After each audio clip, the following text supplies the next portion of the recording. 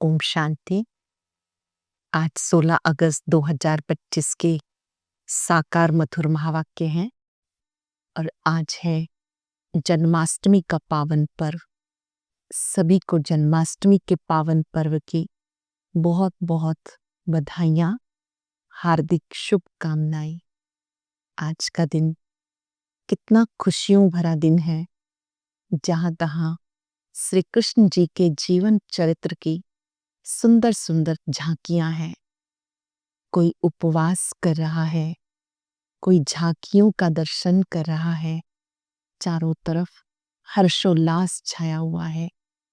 श्री कृष्ण जी का नाम आते ही एक सुंदर मूर्त सामने आती है, जो सर्वगुण संपन्न, 16 कला संपूर्ण, संपूर्ण निर्विकारी, मर्यादा पुरुषोत्तम है।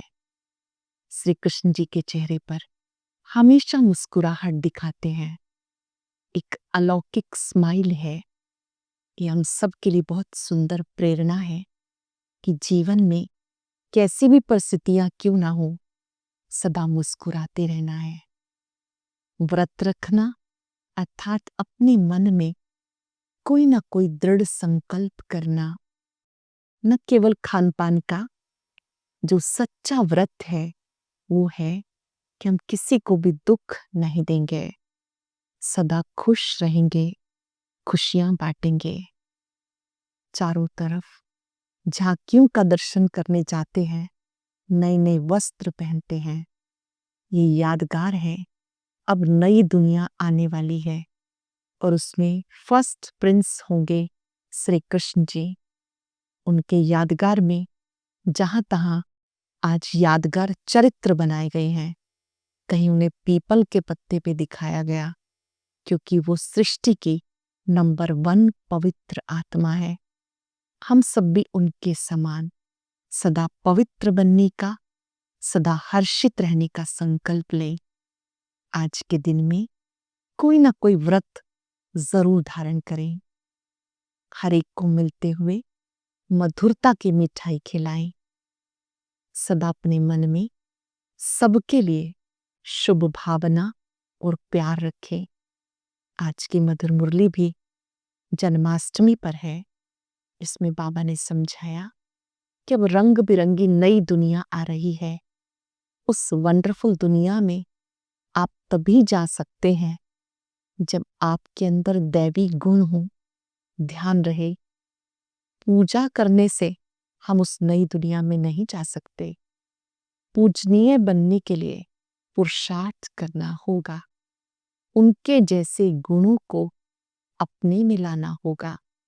बाबा कहते, आपके मुख से सदा रतन निकलते रहे, आपके मुख से सुखदायी बोल निकले।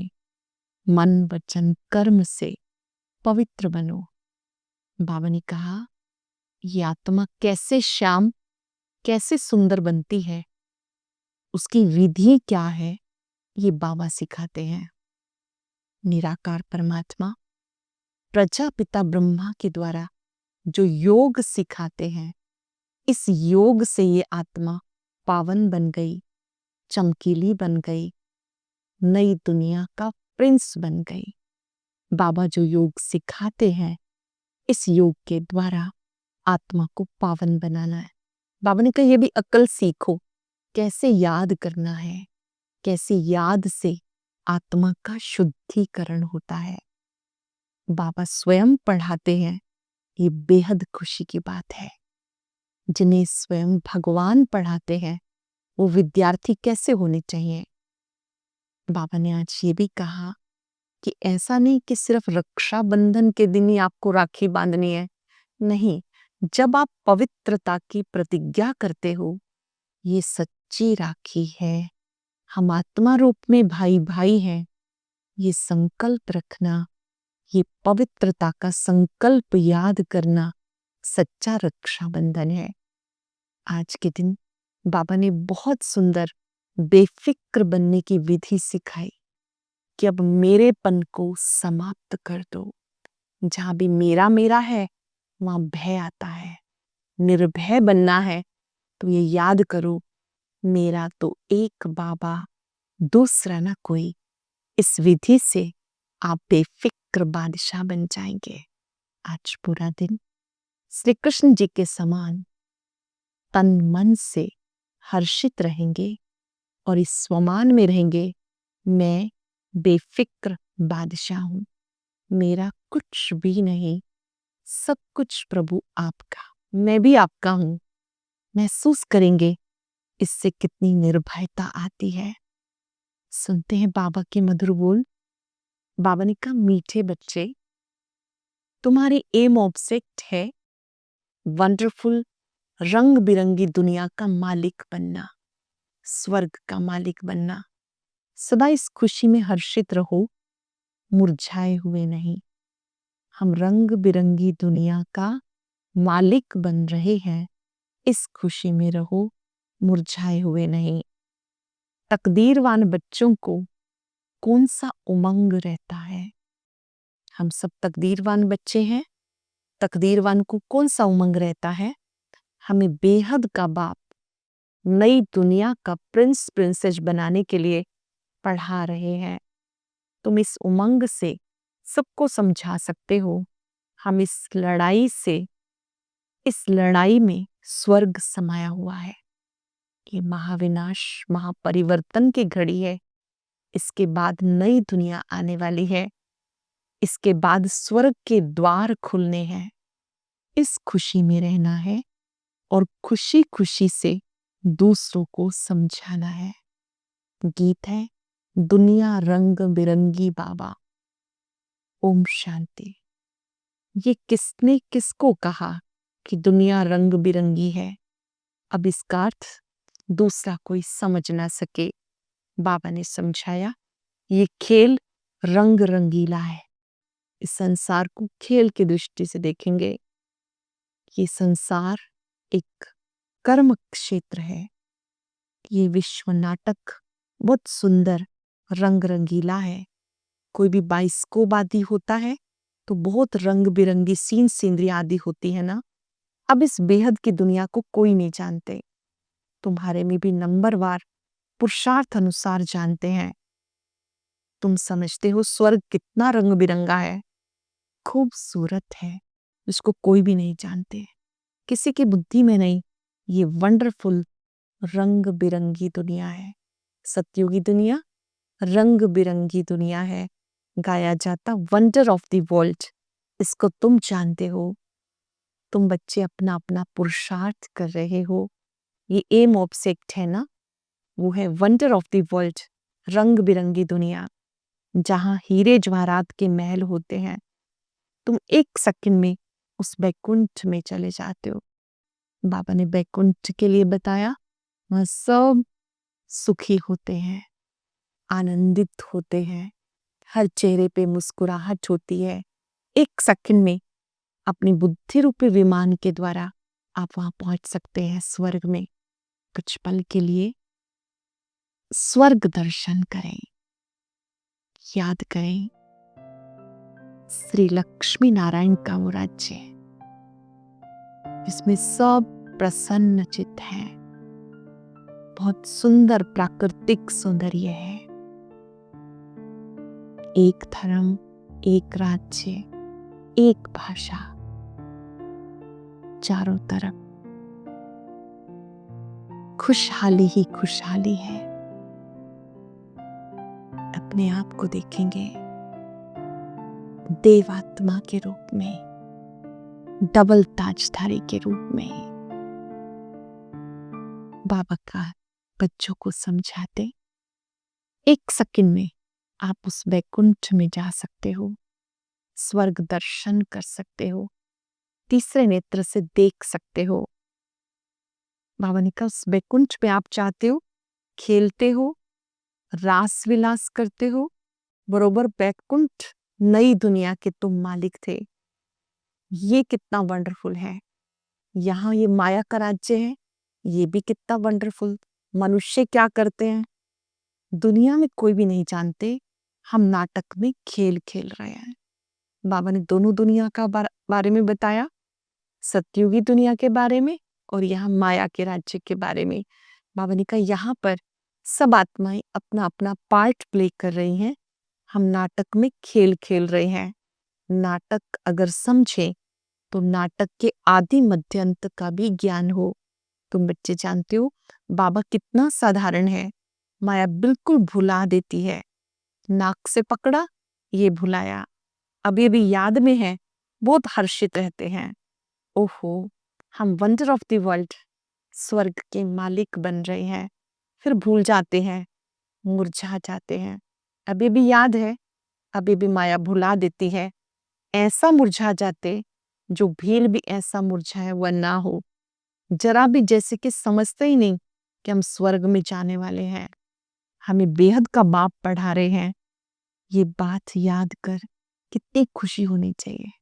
हमें कौन पढ़ाता है, कितनी दूर से पढ़ाने आता है, क्या पढ़ाई पढ़ा रहा है। बाबा कहते ये बात याद कर बहुत खुशी होनी चाहिए। वंडर ऑफ द वर्ल्ड, उसके प्रिंस हैं श्री कृष्ण जी। ये भी तुम जानते हो। श्री कृष्ण जन्माष्टमी पर भी जो ज्ञान में होशियार हैं वो समझाएंगे। ये स्वर्ग के फर्स्ट प्रिंस हैं। सतयुग से फिर कैसे सीढ़ी नीचे उतरते आए, सतयुग से कलयुग कैसे बना, उतरती कला कैसे हुई, ये तुम बच्चे दूसरों को समझा सकते हो। फिर से श्री कृष्ण आ रहे हैं, फिर से नई दुनिया आ रही है, वो राज्य स्थापन हो रहा है। ये उमंग उनको आएगा जो तकदीरवान होंगे। दुनिया के मनुष्य तो रत्नों को भी पत्थर समझ के फेंक देंगे। ये अविनाशी ज्ञान रत्न है। बाबा ज्ञान रत्नों का सागर है। इन रत्नों की बहुत वैल्यू है। ये ज्ञान रत्न धारण करने हैं। अब तुम ज्ञान सागर से डायरेक्ट सुनते हो, फिर कुछ भी सुनने की दरकार नहीं। सतयुग में इन ज्ञान रत्नों की आवश्यकता नहीं। ये संगम पर हम सब ग्रहण करते हैं, जीवन में धारण करते हैं, दूसरों को बांटते हैं। सतयुग में इसकी आवश्यकता नहीं। बाबा ने कहा श्री कृष्ण जी के बारे में तुम सबको समझा सकते हो। हम आपको खुशखबरी सुनाते हैं, फिर से श्री कृष्ण आ रहे हैं। भगवान ने राजयोग सिखाया, फिर से सिखा रहे हैं। पवित्रता के लिए पुरुषार्थ करा रहे हैं। डबल सरताज देवता बनाने के लिए ये बच्चों को स्मृति में आना चाहिए। जिनकी प्रैक्टिस होगी वो औरों को समझाएंगे। काया कंचन बन जाती है याद से। इस याद का पुरुषार्थ करना है। जानते हो ये पुराना शरीर छोड़ हम नया लेंगे। कंचन काया कहते हैं, अर्थात सोने की काया। आत्मा भी पवित्र, शरीर भी पवित्र। अभी कंचन नहीं है, नंबरवार बन रही है। कंचन बनेगी याद की यात्रा से। बाबा जानते बहुत हैं जिनको याद करने का अकल नहीं है। बाबा जानते बहुत है जिन्हें याद करने का जितना अभ्यास होना चाहिए वो नहीं है। याद की जब मेहनत करेंगे तब वाणी जोहरदार होगी। अब वो ताकत कहाँ, योग है नहीं। लक्ष्मी नारायण बनने की शक्ल भी चाहिए ना, पढ़ाई भी चाहिए। बाबा कहते वैसे गुण भी चाहिए। श्री लक्ष्मी नारायण जैसा बनना है तो वैसी पढ़ाई, योग का अभ्यास, दिव्य गुण सब चाहिए। श्री कृष्ण जन्माष्टमी पे समझाना बहुत सहज है। उन्हें श्याम सुंदर कहते हैं। श्री कृष्ण जी को श्याम सुंदर कहते हैं। सतयुग में ये आत्मा सुंदर थी, धीरे धीरे वो आत्मा सुंदर से श्याम बन गई। संगम युग पर योग सीखकर फिर से वो आत्मा सुंदर बन जाती है। बाबा कहते मेरे बच्चे जो स्वर्ग के मालिक थे वो कहाँ चले गए, कैसे नीचे आ गए। फिर से सतो प्रधान बनना है। बाबा आए ही हैं सुंदर बनाने के लिए। बाबा हर एक के चलन से समझ जाते हैं। मनसा वाचा कर्मणा कैसे चलते हैं, कर्म कैसे करते हैं, सब पता चल जाता। बच्चों की चलन बहुत फर्स्ट क्लास होनी चाहिए। मुख से सदैव रतन निकलते जाएं। इस श्री कृष्ण जयंती पे समझाना बहुत अच्छा है। ये श्याम सुंदर की टॉपिक बहुत अच्छी है। श्री कृष्ण जी को भी काला श्री नारायण को भी, फिर राधे को भी काला क्यों बनाते? शिवलिंग भी काला पत्थर रखते हैं। अब वो कोई काला थोड़ा ही है, शिव है क्या? और चीज क्या बनाते हैं? शिव तो सदा काले को गोरा बनाने वाले हैं, वो तो कभी भी काले बनते ही नहीं। एक ही सोल ऐसी है जो एवर प्योर है। पूरे सृष्टि चक्र में जब वो अपना पार्ट प्ले करते हैं, अवतरित भी होते हैं, तब भी वो आत्मा एवर प्योर है।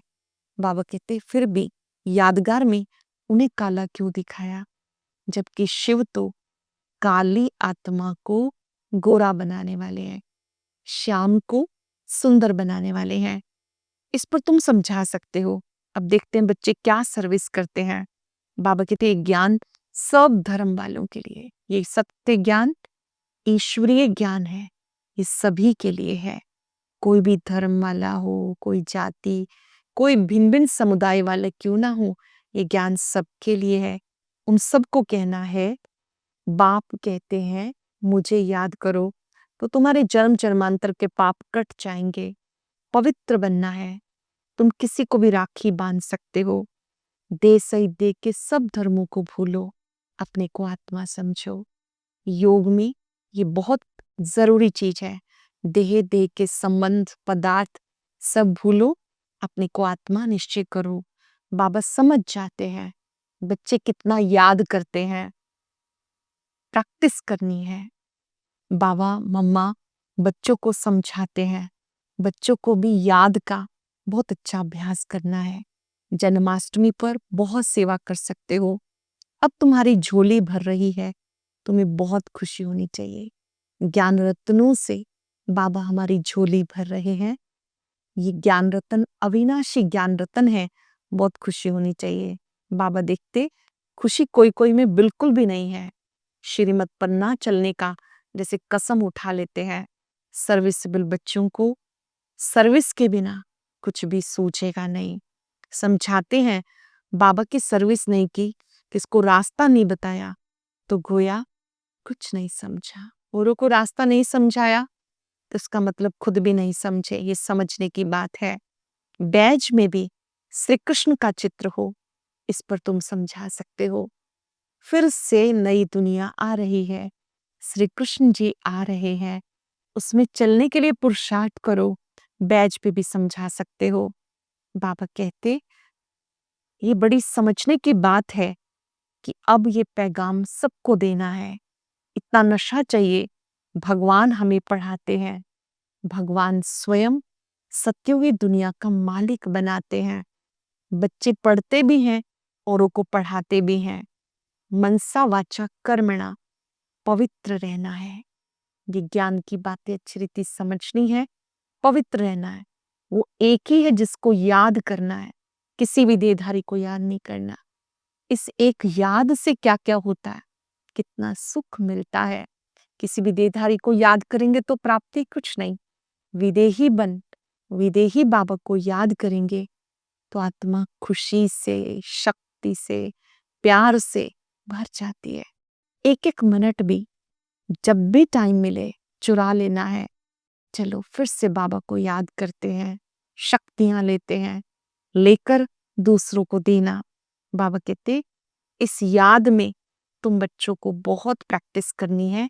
देहधारी को याद नहीं करना, एक बाबा ही सदगति दाता है, उनको ही याद करना है।